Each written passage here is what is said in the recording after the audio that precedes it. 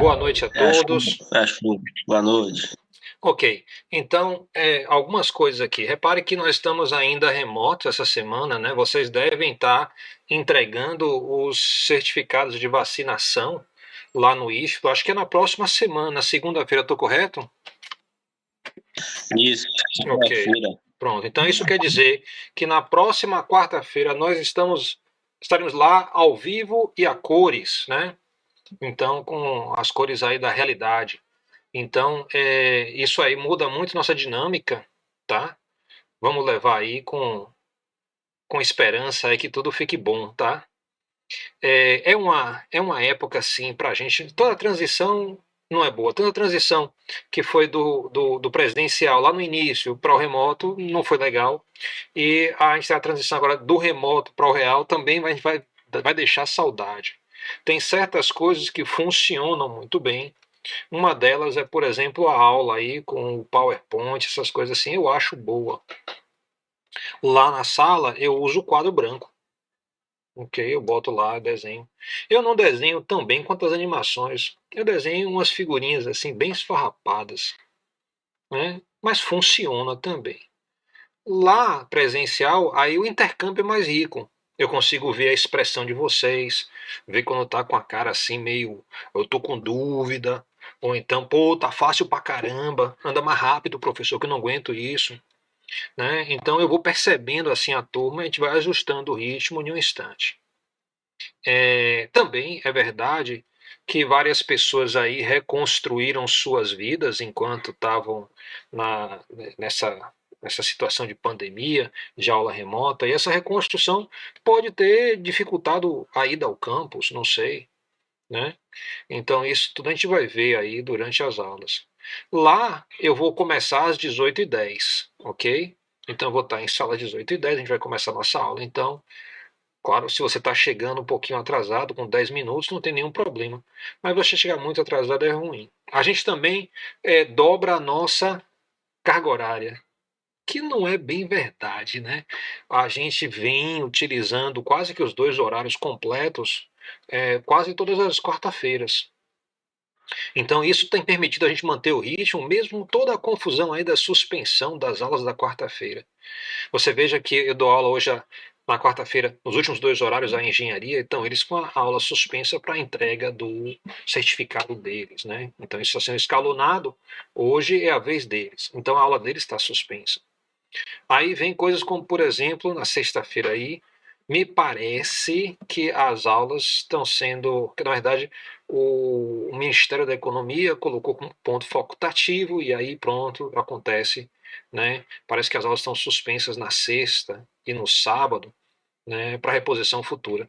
Isso tudo cria uma certa dinâmica que eu não acho muito legal. Eu prefiro aquela assim, aquela consistência sempre, toda semana, sem estar pulando. Nesse semestre aconteceu uma série de coincidências que afetaram a quarta-feira. Mas eu acho que a gente está caminhando bem. A última aula, deixa eu colocar aqui na minha apresentação, eu não tenho o slide, é, geralmente que eu coloco coisas, né, as coisas que estão acontecendo. Então, eu já estou com o slide aqui, já das três leis de Newton. Esse vai ser o nosso tópico de hoje. Mas a última aula foi muitíssimo interessante, tá?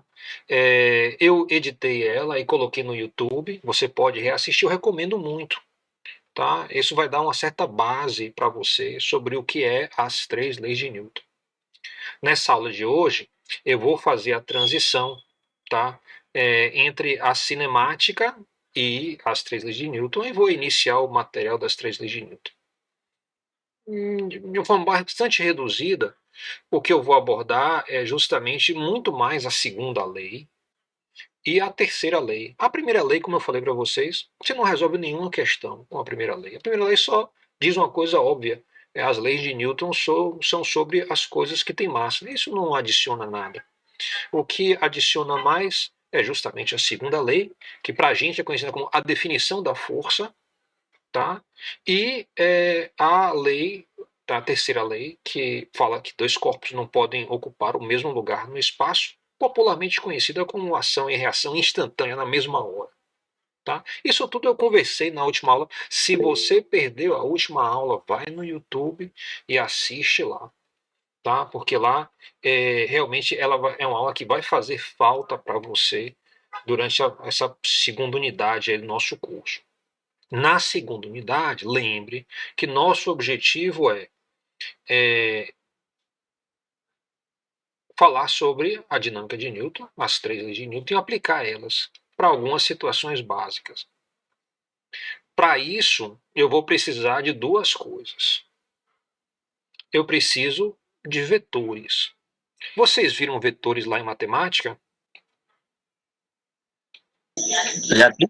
Sim, mas já tem. Em matemática, acho que não. Agora nessa matéria, não. Não. Tá, eu vou estar repassando assim o básico de vetores que eu vou precisar. Mas também mais tarde eu vou precisar fazer a decomposição de vetores. Talvez ainda não hoje. Hoje eu só vou falar um pouquinho. Mas na próxima aula eu já entro com a ideia de o que é seno, cosseno e tangente de uma forma simples. Nessa vibe que eu venho passando as coisas para você. Com simplicidade. Tá? Então, o que é seno, cosseno e tangente? Se você olhar assim de uma forma bem simples, aí eu vou mostrar para vocês na próxima aula.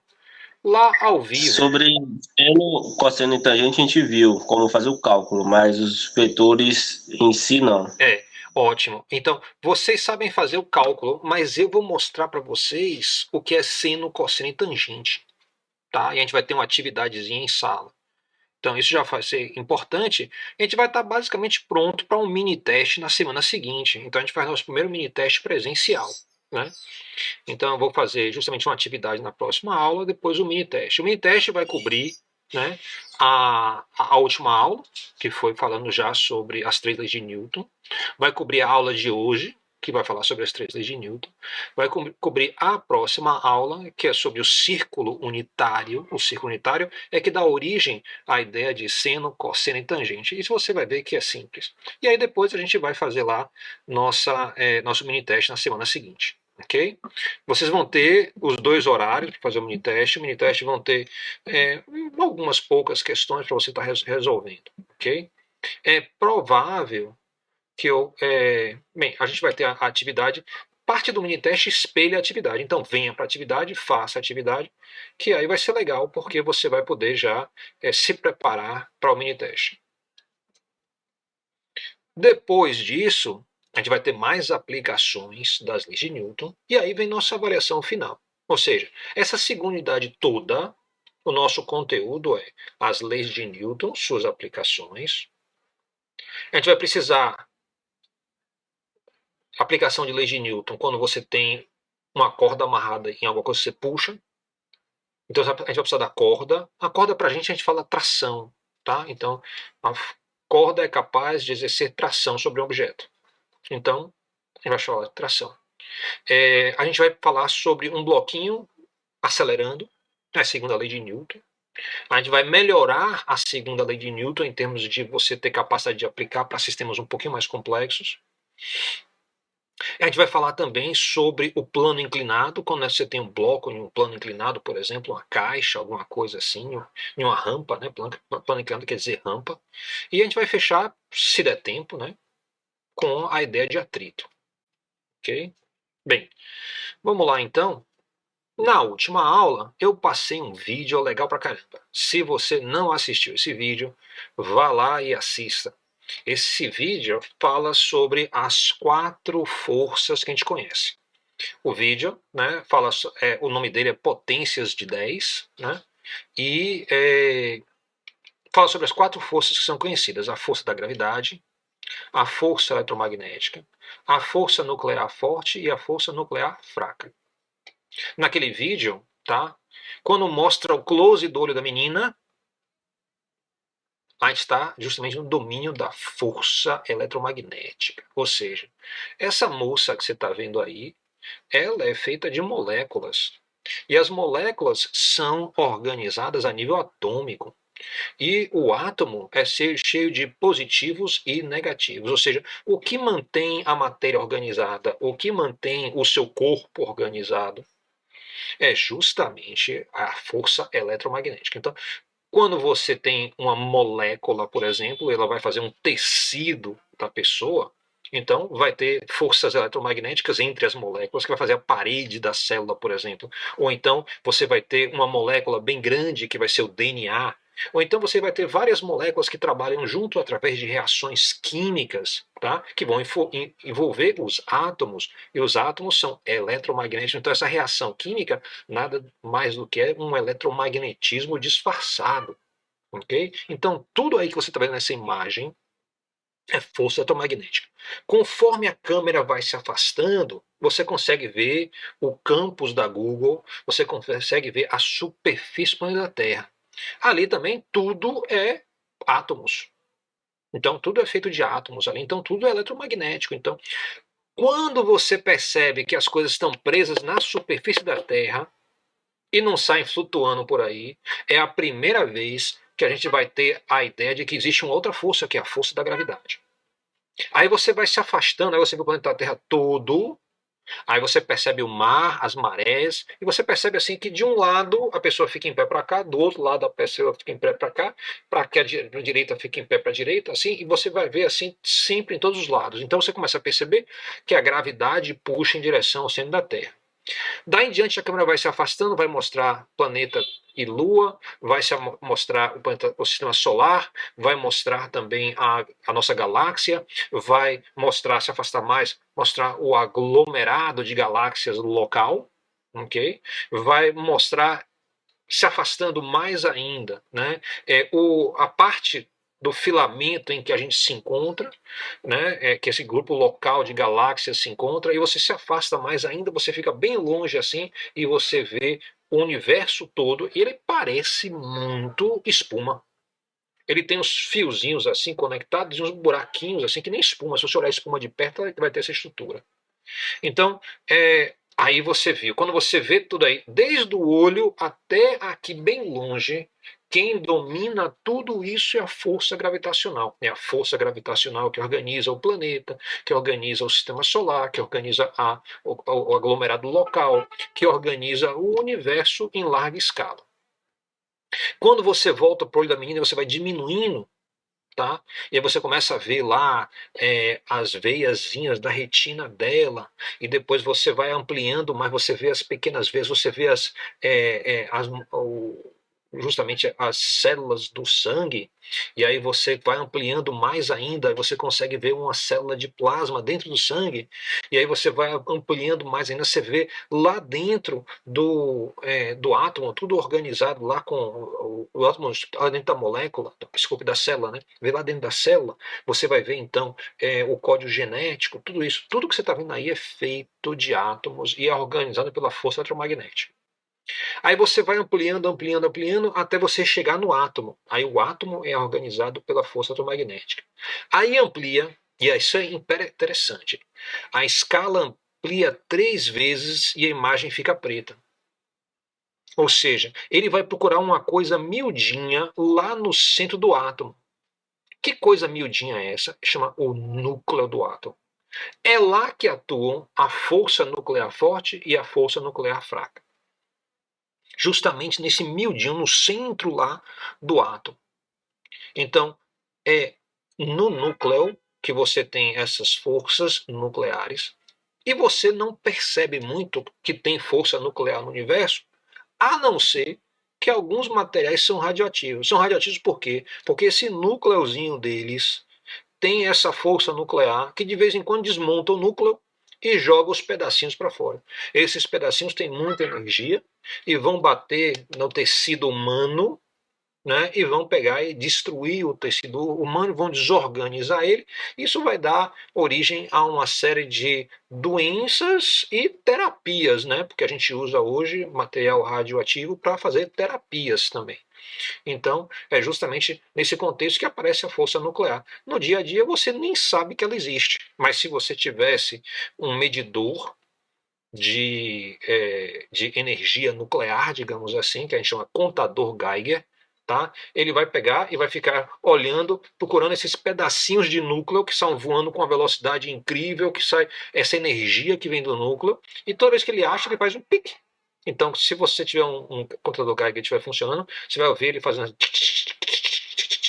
cada um desses aí dizendo assim, achei um, achei outro, achei um, achei outro. E se você andasse com isso no dia a dia, você ia primeiro perceber que sempre tem um ruído, e você também ia perceber, por exemplo, que quando você estivesse numa sala cheia de granito, esse ruído era um pouquinho maior. Ah, o granito é radioativo? Não. Ele não é radioativo assim de ser perigoso para a gente. Todas as coisas são radioativas, mas elas não são radioativas para ser perigosas para a gente. Então, sais de urânio é radioativo e é perigoso para a gente. Sais de césio, né, são muito perigosos para a gente. Né? Os sais de plutônio, né? E assim por diante. Agora, é, é, as coisas todas são radioativas e tem uma radiação leve, né, e constante, que não chega a uma dose que faz muito mal para a gente. Ela é só aquela dose constante. Aí, se você vai para uma sala que tem muito granito, você vai ver que essa dose constante fica um pouquinho maior. Então, você vai começar a perceber. Tem um experimento interessante que se faz para você poder enxergar essas coisas. E é incrível, assim.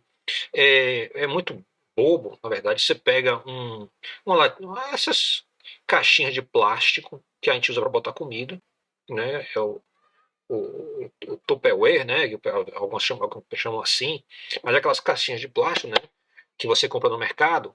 Aí, se você pegar ali dentro, pegar um pedaço de pano e colocar na parte interna dele, só nos lados, né? Não no fundo. E você quer uma tampa transparente para você poder enxergar dentro. E aí você vir com álcool isopropílico e você melar ali, né? Os lados. E aí você botar a tampa e aí pegar esse objeto todo e colocar em cima de gelo seco. Quando você fizer isso, você vai ver que forma uma nuvem lá dentro da caixinha. Uma nuvenzinha, fraquinha, mas está lá. Se você botar essa caixinha com essa nuvem dentro, perto de qualquer coisa radioativa, acontece que na hora que a, o pedaço de núcleo voar muito rápido, passando por dentro dessa caixa, você vai ver a linha que ele deixa uma linhazinha. A linhazinha na verdade nada mais é do que uma nuvenzinha condensada. Ele faz a nuvem condensar, então fica um bocado de gotinha onde ele passa ali suspensas por um leve instante. Depois desaparece, vira nuvem de novo. Né? Então você vai ficar vendo assim, passando. Se você der sorte, sem nenhuma fonte radioativa, você vê uma de vez em quando. Mas se você estiver perto de alguma coisa que é mais radioativa, aí você vê um bocado. Tá? Aí você começa a dizer, rapaz, isso está atravessando o plástico aqui da caixa. Aí você pode botar outras coisas mais grossas do lado, tipo um pedaço de tijolo, pode ser aí que atravessa o tijolo. Ah, você pode botar até, às vezes, por exemplo, botar uma lâmina de algum metal, e aí atravessa o metal. Agora, se você botar uma lâmina de chumbo, né, mais grossinha, aí não atravessa, isso protege. Né? Então, tá aí, essas são as 4 forças que tem, você deve reassistir o vídeo, eu não vou mostrar ele aqui agora, mas eu estou mostrando isso de novo porque a primeira aqui, força da gravidade, vai aparecer na aula de hoje, na forma da força peso. Então a força peso é uma força gravitacional, ela se deve justamente ao que a gente chama de gravidade, então aparece aí justamente a força peso.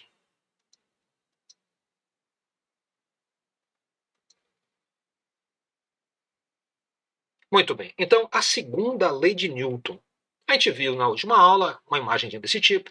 Tem um rapaz que está puxando, empurrando uma coisa de Newton, que a gente falou, uma coisa de Newton é simplesmente uma coisa que tem massa. Então tem um bloquinho aí, ele tem uma certa massa, tem um rapaz empurrando, tá? E o que é que muda nesse bloco? Esse empurrão vai mudar justamente a velocidade. Então, claro, observe sempre a necessidade de contato. Então, quando for somente um puxão, empurrão com contato, tá? Então a gente sabe que a gente vai usar a segunda lei de Newton. Quando for um puxão ou um empurrão sem contato, a gente vai ficar assim escabriado com isso. E só tem uma situação no nosso dia a dia que isso ocorre, é justamente a força-peso. Então a força-peso é uma coisa e a segunda lei de Newton é outra coisa. São duas histórias diferentes. Lei de Newton vale para qualquer objeto que tem massa. A força-peso é justamente o puxão que a Terra exerce para baixo. Tá? Então, se você puxa ou empurra uma coisa, a velocidade dessa coisa muda proporcionalmente ao puxão ou empurrão. Então tá aqui, ó, puxão e empurrão, vai dar aqui uma força média. Então, a velocidade muda ΔV sobre ΔT. Então, quando você fala que é proporcional, a gente pode escrever a seguinte equação. À esquerda aí eu tenho um F com a barrinha em cima, isso quer dizer força média. Se eu botar uma barrinha em cima, quer dizer força média. Esse símbolo aqui parece um peixinho, quer dizer proporcional. E à direita quer dizer justamente a mudança da velocidade com o tempo. A gente chama ΔV sobre ΔT. Chama a taxa de variação da velocidade. Então, aí, esse aqui, se eu traduzo isso aqui, ó, se você puxa ou empurra uma coisa de Newton, a velocidade dessa coisa puxa, muda, né, proporcionalmente ao puxão ou empurrão. Então, se eu traduzo isso em equação na física, vai ficar com essa cara. Sempre que você tem um símbolo de proporcional, você pode substituir esse símbolo por um igual e mais uma constante, tá? Então tá aí, ó, a força de Newton. Deixa eu voltar aqui um instantinho. A força de Newton é proporcional ou diretamente proporcional à taxa de variação da velocidade. A taxa de variação da velocidade, esse ΔV sobre ΔT, é o que a gente vem chamando de aceleração. Então é assim que a aceleração entra na história. Tá? Note então que o ΔV sobre ΔT nada mais é do que ΔV, quer dizer V final menos V inicial, ΔT quer dizer T final menos T inicial. Quem é T final, T inicial? É o tempo em que esse homem, ó, ele começou a empurrar, é o tempo inicial. Ele parou de empurrar, é o tempo final. Então, ele começou a empurrar, tempo inicial, parou de empurrar, tempo final. Então, o objeto tinha uma velocidade no início, ele começou a empurrar, ficou outra velocidade no final. Então, está aí a variação da velocidade, a variação do tempo definidos. Você calcula isso aqui individualmente, coloca aqui e faz a razão. Tá? Então, isso vai ser a taxa de variação da velocidade, ou também que a gente já definiu como sendo a aceleração. Então, a força média de Newton, o símbolo proporcional, deve ser substituído pelo símbolo de igualdade seguido de uma constante. Qual é essa constante? A gente já falou sobre isso. A constante é justamente a constante da massa. Então, a força média é igual à massa multiplicado pela razão entre ΔV sobre ΔT. Muito bem. Então, isso aí é a segunda lei de Newton escrita. Tem várias formas de escrever a segunda lei de Newton. Essa é uma das formas. Aqui, visando justamente a força média durante o empurrão. Por que eu falo força média? Pode ser que aquele cara estava meio cansado, começou a empurrar, tá, com muita força e depois foi diminuindo a força no final. Eu estou interessado justamente na força média que ele aplicou. Muito bem. Então, quando se fala, tá? Escreve assim, a força média é igual a massa vezes ΔV sobre ΔT, onde a massa é uma constante, esse ΔV, ΔT vai nos levar imediatamente para aquele gráfico que a gente tem estudado, que vai ser o gráfico de velocidade por tempo. Então, aqui a gente está tentando responder o que a força tem a ver com cinemática em uma dimensão. Então, a gente está relacionando aqui, ó, essa equação com o nosso gráfico aqui da cinemática. ΔV sobre ΔT nesse gráfico, a gente já estudou, vai ser justamente a inclinação do gráfico. Então ele aqui está pouco inclinado, aqui tem muita inclinação, aqui já tem pouca inclinação de novo. Então isso está relacionado com justamente ΔV sobre ΔT, que a gente chama de aceleração. Aqui no canto esquerdo, tá? Eu já coloquei aqui em colchetes quadrado o F. Sempre que eu usar colchetezinhos quadrados, isso é uma convenção não só da física, mas das exatas em geral. A gente quer dizer a unidade da grandeza que se encontra dentro dos colchetes quadrados. Isso é porque, essencialmente, o pessoal das exatas é um povo preguiçoso, retado. Ele não gosta de escrever. Ele tenta sintetizar, reduzir tudo para escrever menos. Então, em vez de escrever a unidade da força é, isso é palavra pra caramba, a pessoa bota colchete quadrado, F, colchete, fecha colchete quadrado, vai ser igual a. Ok? Então, isso quer dizer, aqui à esquerda, a unidade da grandeza de força vai ter que ser igual a. Aí o que eu quero dizer? a unidade do lado direito da equação. Então, estou dizendo aqui, o lado esquerdo vai ter a unidade igual ao lado direito, porque trata-se de uma igualdade, né? Se é uma igualdade, o lado esquerdo tem que ter unidade igual ao lado direito. Equações que obedecem isso são ditas equações próprias. Tá? Então, a gente, na ciência, na física, abraça as equações próprias. A gente quer sempre que a unidade do lado esquerdo seja igual à unidade do lado direito. Na área técnica, tá? Nem sempre é assim. Existem equações impróprias. Aí por que existe equação imprópria? O que quer dizer equação imprópria? Quer dizer que a unidade do lado esquerdo não bate com a unidade do lado direito. E por que isso existe? Porque alguém fez uma aplicação lá de uma equação e conseguiu um atalho e viu que dava para fazer essa coisa que a gente acha uma aberração, mas que funciona, no fundo, na prática funciona. Então, você vai achar esse tipo de equação em aplicações, né? Em aplicações na área técnica. Por exemplo, isso acontece muito quando você vai falar de ar-condicionado. Então, as contas que você faz lá, que o lado esquerdo tem uma unidade diferente da unidade do lado direito. Okay? Mas a gente, na ciência, sempre igual. Então, progredindo aqui, isso vai ser igual à unidade da massa multiplicado pela unidade da velocidade dividido pela unidade do tempo. Aí eu posso, então, continuar. Unidade da massa, eu sei, no SI é quilograma. A velocidade no SI é metro por segundo. E o tempo é segundo. Então eu escrevi aqui, ó, quilograma vezes metro por segundo dividido por segundo. Simplificando isso fica assim, quilograma vezes metro por segundo ao quadrado. Que no SI vai ganhar um apelido.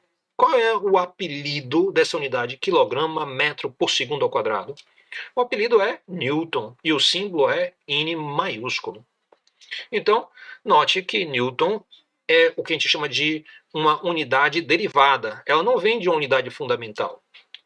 Quilograma, metro e segundo ao quadrado não são apelidos, são os nomes das unidades fundamentais. De vez em quando, a gente usa um conjunto aqui, ó, de unidades fundamentais organizadas de uma certa forma, tá? Com multiplicações e divisões, que fica chato ficar repetindo toda hora. Então, se eu fosse falar qual é a unidade de força, aí todo mundo, quilograma, metro por segundo ao quadrado, quilograma, metro por segundo ao quadrado, cansa. E o que eu falei para vocês? Na área das exatas, na área técnica, a gente é extremamente preguiçoso, a gente não gosta de ficar falando quilograma, metro por segundo ao quadrado, porque fica de saco cheio. Então, a gente fala o quê? Newton.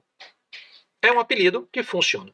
E Newton, então, é uma unidade derivada no SI, porque ela não é fundamental.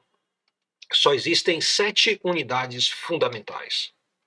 Okay? Dentre elas, quilograma, metro e segundo ao quadrado, que vão ser as que a gente vai utilizar nesse curso aqui. Vocês vão ver as outras 4 em outros cursos, possivelmente. Muito bem, a aceleração média vai ser justamente ΔV sobre ΔT. E o que é a aceleração média? É a gente pegar aqui no meu gráfico, marcar 2 pontos, um correspondente ao tempo final, outro correspondente ao tempo inicial, ver quem é o ΔT, ver quem é ΔV, fazer a razão e tirar o valor da aceleração. ΔV sobre ΔT é a declividade da reta cinza aqui, ó. Então note aí que a velocidade, ó, a aceleração, né, média entre o tempo inicial e o tempo final, ó, tem essa inclinação aqui da minha mão. Eu estou tentando espelhar o que eu estou vendo na tela. Você pode tentar fazer a mesma coisa. Se eu escolhesse outros pontos iniciais e finais para fazer justamente o cálculo da aceleração média, eu teria então outra conta. Agora, muitas vezes a gente não quer a força média, a gente quer a força instantânea. Se eu quero a força instantânea, então a força em função do tempo, isso vai ser igual a massa vezes a aceleração em função do tempo. A aceleração em função do tempo é a aceleração instantânea. A aceleração instantânea, a gente sabe, aí já entra o método da tangente. Então, eu tenho aqui à direita, a reta vermelha, ela é tangente justamente nesse ponto T. onde eu quero, por exemplo, calcular a força. Então, eu vou aqui fazer a minha tangente o maior possível, vou escolher 2 pontos, um final, outro inicial, para eu justamente calcular, né, a aceleração pelo metatangente. Aí eu posso vir aqui, multiplicar pela massa, e eu vou ter a força instantânea. Então, 2 conceitos: força média e a força instantânea. A força média eu calculo com a aceleração média. E a força instantânea eu calculo com a aceleração instantânea. Então você vê que os gráficos aí da cinemática estão intimamente ligados a essa ideia de força. O gráfico mais importante para a gente é o gráfico de velocidade por tempo. Justamente porque ele está ligado à segunda lei de Newton. Então, a aceleração instantânea pode ser calculada com o auxílio da reta tangente. Então, lembre, a gente pega aqui, ó, a reta tangente ao gráfico no ponto azul é essa aqui. Está marcadinha aqui. E você pode fechar aqui um triângulo e você vai ver que a base é o ΔT, a altura é o ΔV, e se você fizer ΔV sobre ΔT, é a declividade da reta tangente laranja.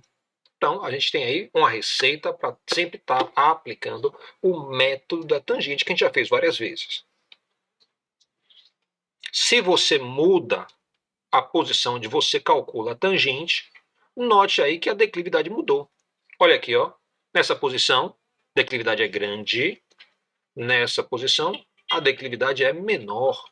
Observe de novo, declividade grande porque tem muita inclinação, declividade pequena porque tem pouca inclinação. Isso quer dizer que neste ponto a aceleração é maior, nesse ponto de cá a aceleração é menor.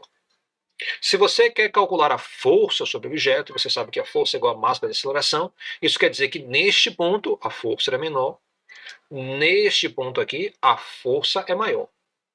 Então você começa a perceber aí o que está acontecendo. Observe que esse gráfico é o gráfico ó, da velocidade instantânea. Então, a aceleração em função do tempo vai ser dado pela razão de ΔV sobre ΔT aplicado aqui em a reta tangente. Muito bem. O elo entre força e aceleração. Interpretação gráfica do movimento. O que a gente está dizendo? Quando você tem um objeto que está seguindo um certo caminho e você mede a velocidade e faz um gráfico de velocidade por tempo, você pode perceber que o gráfico é desse tipo aqui. Se o gráfico for desse tipo, você percebe, ó, nesse trecho aqui, inclinação pequena. Isso quer dizer que a aceleração é pequena. Você vai dizer, então, ele está com a força muito pequena. E nesse trecho aqui, ó, intermediário, você tem muita inclinação. Então, você sabe que a aceleração é grande, você sabe que a força é grande. E nesse trecho aqui, você tem o seguinte, a força é pequena, porque a declividade é pequena. Então, pouca força, muita força, pouca força. Como é que isso fica na realidade? Vamos ver aqui com um exemplo de uma bola. Vem uma bola aí rolando à esquerda, com velocidade constante. Chegou nessa região, de repente, uma força sobre ela. Ela ganhou velocidade e foi embora. Então, no lado esquerdo, ela vinha com quase força nenhuma. No lado direito, também com quase força nenhuma. Mas nesse trecho, com muita força. Isso vai dar um empuxo, né? Um empurrão nela. Então, ó, ela vai ser empurrada nesse trecho aqui. É isso que acontece quando você tem essa inclinação aqui no gráfico de velocidade por tempo. Isso nos leva a um exemplo. Tá aí. Imagine aí que você tem uma... vou falar sobre aceleração média e também instantânea. Uma bola de futebol possui uma massa igual a 450 gramas, coisa regulamentar, e se movimenta conforme o gráfico de velocidade que está à direita. Está aqui o gráfico, está aqui ó, eixo do tempo, ele vai de 0 até 10, rotulado aqui T com a unidade entre parênteses, em segundo. Eixo vertical, então eu tenho velocidades de 0 até 20, okay, disponíveis, sempre um pouco a mais para eu extrapolar, né? E também um pouco na parte de baixo também para eu poder extrapolar se eu precisar. A velocidade é o rótulo do eixo, é a variável associada ao eixo. E aí depois você tem aqui em parêntese ó, a unidade que é metro por segundo. Então, pede o seguinte, ó. Determine a força que atua sobre a bola nos intervalos entre 0 e 4 segundos, entre 4 e 8 segundos, entre 8 e 12 segundos. Então, eu quero saber qual é a força média. Então, entre 0 e 4 segundos, eu estou aqui ó, no primeiro trecho verde, nessa região aqui, ó, entre 0 e 4 segundos. Depois, para o segundo trecho, aqui ó, entre 4 e 8 segundos. É essa parte aí que tem um azulado, aí, um lilás. Né? E a parte da direita, entre 8 e 12, ó, entre 8 e 12, que está além do 10. O gráfico não chegou ao 12, mas você está vendo aí o que está acontecendo. Você pode extrapolar essa tendência. Muito bem. Então, aí a gente quer resolver justamente qual é a força nesse trecho aqui. Tente fazer. Né? O que, é que você quer fazer? Primeiro, você quer calcular o ΔV sobre o ΔT entre 0 e 4 segundos. Depois que você tiver isso, você quer calcular justamente né, a razão entre ΔV e ΔT para esse trecho. Depois você vai multiplicar pela massa da bola, transformando isso para o SI, que vai ser igual a 0,45 quilos.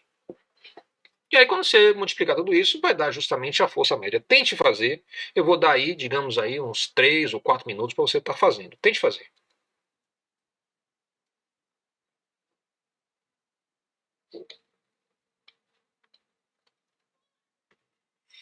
Professor, licença. Só uma pergunta. Essa aula está sendo gravada, correto? Está sendo gravado. Vamos Certo. verificar aqui, ter certeza. Pronto, está sendo gravado. Sim. E outra informação que eu fiquei de perguntar, que eu fiquei na dúvida. A força, ela é equivalente ao que mesmo? A aceleração? A força vai ser igual a massa multiplicado por ΔV sobre ΔT. ΔV sobre ΔT a gente já estudou, a gente já conhece, a gente sabe que é a aceleração. Então, se você quer a força média no intervalo, você vai usar como ΔT 0,4. E ΔV vai ser quem? Você vai procurar aqui no eixo vertical. Depois você vai fazer, se você tiver ΔV, você faz a razão, ΔV sobre ΔT, porque isso lhe dá a aceleração. Por último, você multiplica a massa e aí você tem a força. Tente fazer. Certo, tentar aqui.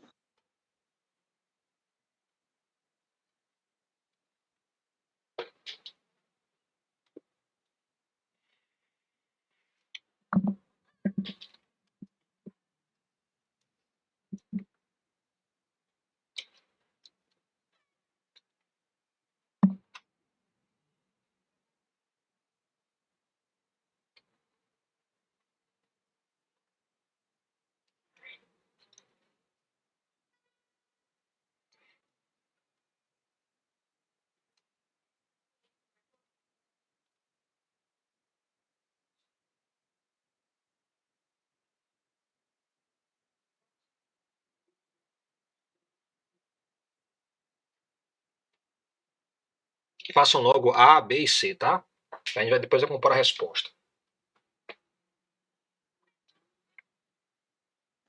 Só um momento, porque tem alguns alunos aqui que não conseguiram acessar o link da aula. Hum.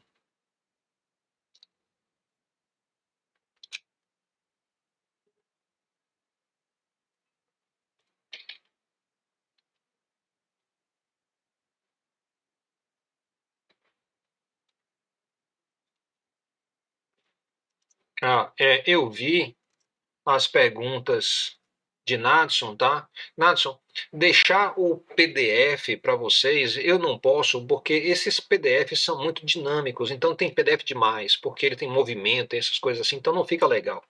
Mas eu coloco a videoaula. Aí o que eu recomendo? Vai na videoaula, pega no lugarzinho que você quer, tira uma foto da tela. E você pode fazer isso também durante a própria aula, sai tirando foto da tela que você acha interessante. Então, por exemplo, aqui você já pode tirar foto da tela e guardar. Aí você organiza a sua própria coleção de slides. Se alguém fizer isso, pode até compartilhar com a turma. Então a turma tem essa coleção de PDFs. Mas se eu mostrar para vocês a construção, tá? Você vai ver que realmente não dá para você imprimir individualmente. Isso é uma coisa que eu tive que fazer lá atrás. Eu optei pelo uso do movimento na apresentação de sala, para não ficar tudo estático, parado, nem aparecendo e desaparecendo sem uma continuidade. Então, a gente quer ver as coisas aparecerem e desaparecerem de forma gradual, indo para algum lugar, que isso é mais confortável para a gente.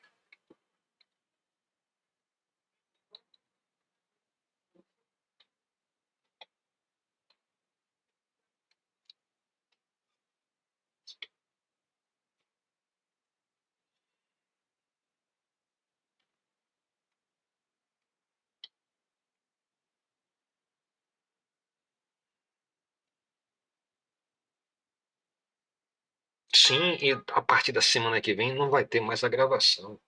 Aí tem que ser na sala de aula, com um caderno, tomando nota, porque você não vai poder consultar depois. Aí vai valer o que você escreveu. E como provavelmente eu não vou estar conseguindo fazer apresentação de conteúdo usando o Data Show, tá? Porque o Data Show tem poucos, está muito concorrido. O pessoal do terceirizado nós não temos, então tá meio complicado a gente ter Data Show nas salas, né? Talvez isso melhore com o tempo, mas tem muita competição pelo Data Show.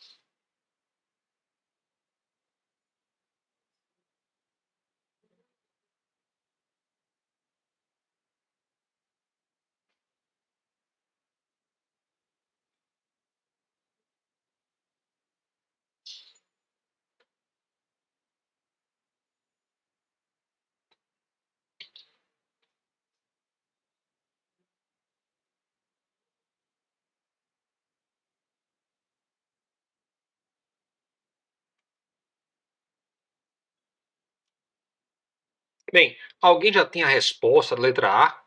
Quanto é que é a força nesse trecho?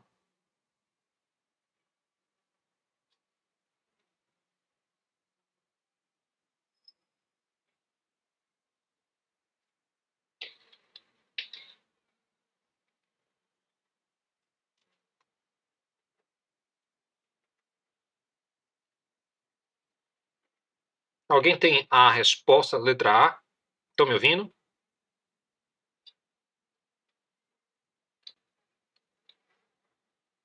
Alô?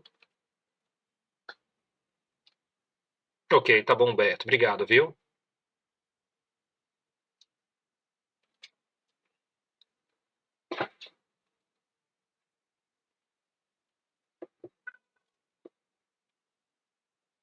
Então vamos dar uma olhada na letra A, tá?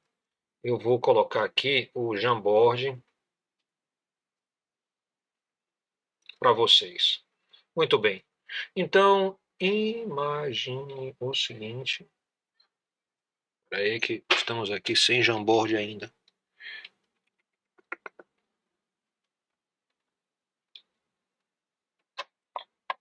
Se cair, fiquem tranquilos que eu volto, tá? Eu vou mexer aqui, às vezes cai. A gambiarra é complicado lá de cá.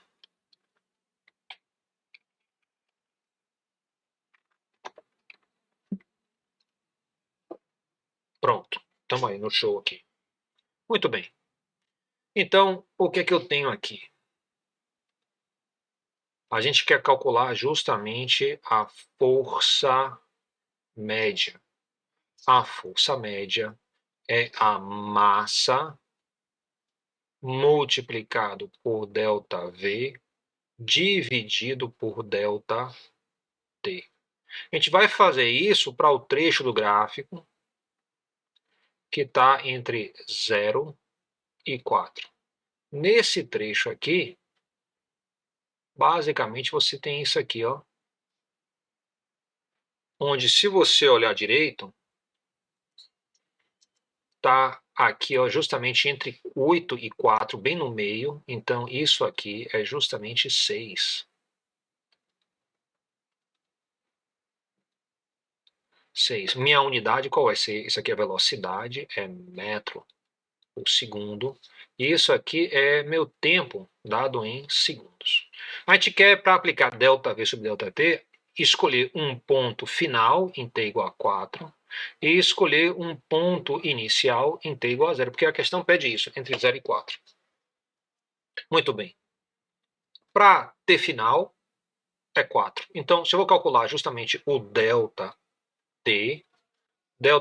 é t final menos t inicial. Se eu substituo, o t final vai ser justamente o 4 segundos menos o tempo inicial, que é 0. Geralmente a gente não bota 0 segundos, não. A gente tem essa tradição de não colocar a unidade no zero. Isso é porque zero é como se fosse o mesmo zero para qualquer tipo de unidade. Não muda. Então, 4 menos 0 vai dar 4 segundos. E eu posso calcular também o ΔV, que vai ser justamente a velocidade final menos a velocidade inicial. A velocidade final aqui, se você olhar, eu estou aqui em F, eu venho para a esquerda, vai dar que número?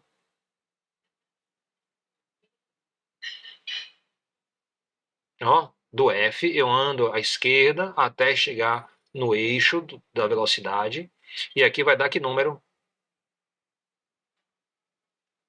Isso, 6. Então eu vou ter aqui justamente o 6.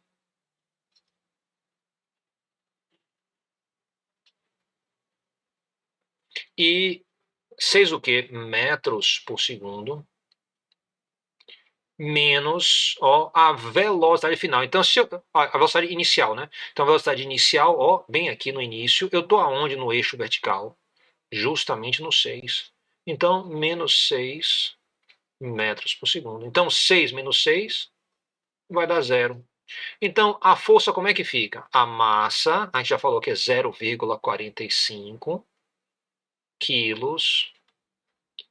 ΔV é o 0. E ΔT é justamente 4 segundos. Então, aqui você está multiplicando e dividindo. Então, se você multiplica qualquer coisa por 0, vai dar 0. Então, minha resposta aqui é 0. Isso vale para a nossa letra A.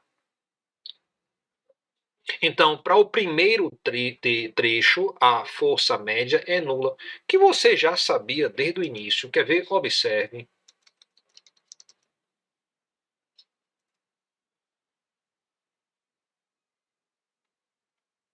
Quando você vem aqui, você está vendo que esse trecho aqui, entre 0 e 4 segundos, a velocidade é 6 e se mantém 6 o tempo todo.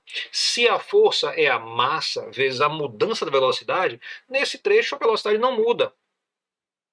A velocidade não muda quer dizer o quê? Que a mudança da velocidade em relação ao tempo é 0. Então você já sabe que neste trecho a força é 0. O que é que você me diz para a força, né, entre 8 e 10?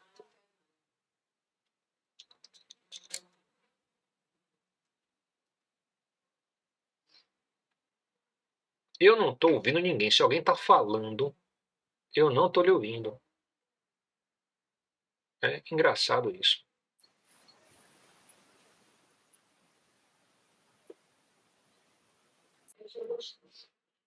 Vê se melhora alguém. Alguém pode falar alguma coisa para eu verificar se eu estou.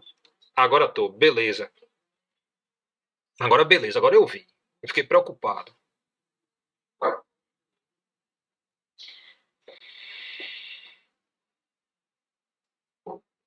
Você pode repetir porque quebrou um pouquinho?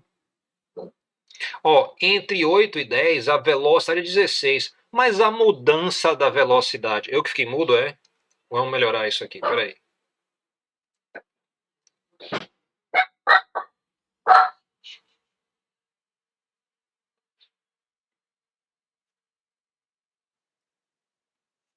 Experimenta agora, tá me ouvindo? Sim. Beleza. Tudo bem. Então, entre 8 e 10, repara aqui na tela, aqui a velocidade é 16. Conforme vai andando até o outro lado, a velocidade sempre é 16. Então, se eu perguntar para você como é que a velocidade muda, a velocidade que sempre é 16, aí você tem que me responder o quê? ela não Velocidade é constante. constante, não muda. Se ela não muda, então se eu perguntar qual é a taxa de variação da velocidade, ou seja, qual é a aceleração, sua resposta é zero.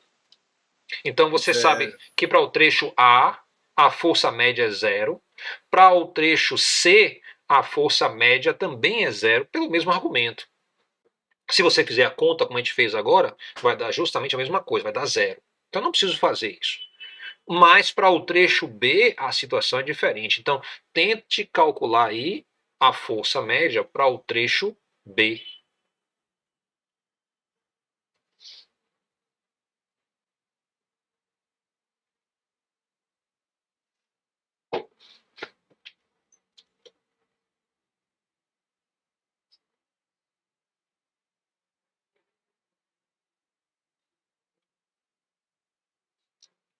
Eu vou então ajudar vocês aqui, porque a gente está um pouquinho sem tempo, tá?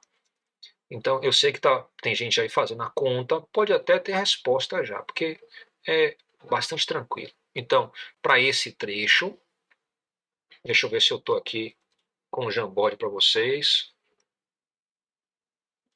Está aqui o Jamboard. E eu vou ter o seguinte, ó. Para justamente o trecho, para o item B, que é o trecho B também, a força média vai ser a mesma coisa. Eu gosto sempre de escrever a equação, porque se eu faço isso em uma disciplina, nos exercícios e na minha vida em geral, você vai ver que você não vai ter nenhum esforço para gravar nada. Você escreveu 3, 4 vezes, poxa, vem na cabeça com uma facilidade muito grande. Então tem essa vantagem. A gente quer fazer justamente para o trecho do gráfico, que não vou desenhar o gráfico todo, mas que está assim, tá? Então aqui é a velocidade em metro por segundo. Aqui é o tempo em segundo. Aí eu tenho escolher 2 pontos. Eu vou escolher este ponto, que é o ponto final, e este ponto, que é o ponto inicial. Então, eu vou procurar o tempo. Então, se eu vier para cá, você pode olhar no gráfico, tá? No gráfico, você tem entre 8 e 4, né? Então, aqui, ó, entre 8, e aqui o tempo inicial é justamente 4. E se você vier aqui para pegar a velocidade, você vai achar as velocidades, ó, 6,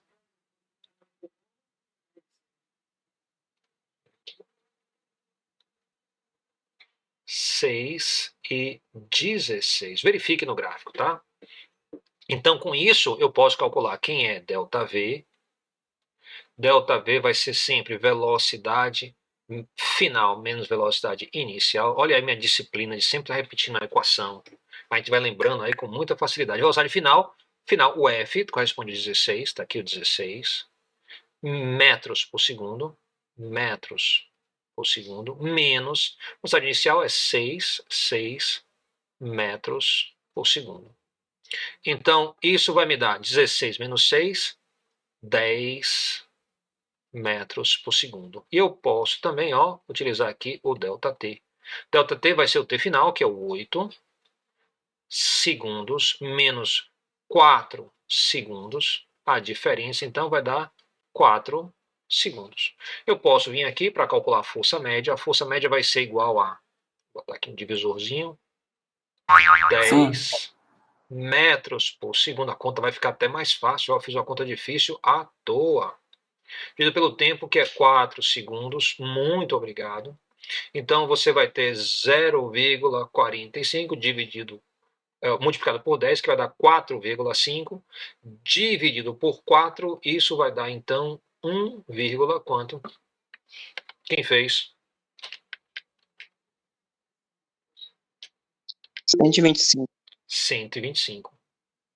Então, 1, 2, 5. E a unidade aqui é Newton. Ok? Então, com a aula de hoje, eu mostrei a ponte entre a cinemática que a gente estudou e a dinâmica de Newton. Para progredir, eu preciso das duas coisas que eu falei a vocês, que vão ser vetores, e para vetores eu vou aprender o que é um vetor como é que ele funciona, a questão de o tamanho do vetor, qual é, e depois eu vou aprender duas operações com vetor, que é justamente a soma de vetores e a multiplicação por uma constante. E também vou já começar essa questão de círculo unitário. Eu vou trazer uma atividade para vocês estarem fazendo. Ok? Então, isso tudo na próxima aula. Tá bom? Então, fiquem tranquilos aí. Semana que vem, presencial, vamos experimentar essa nova realidade com otimismo. Tá bom, gente? Então eu vou dar boa noite para vocês. Hoje é aquela aula assim que algumas pessoas estavam se atrapalhando se ia ter presença, ia ser presencial, ia ser remoto. Então eu não vou fazer a chamada não, porque pode ter atrapalhado um pouquinho. A gravação vai estar online, então se algum colega não pegou online, por favor, peça a ele que assista, tá? Isso vai ajudar bastante. Então, boa noite, fiquem com Deus, viu? Boa noite, professor. Valeu pela aula aí. Até a próxima aula presencial aí. Até a próxima aula. Boa noite, professor. Bom descanso. Vocês também. Até a próxima.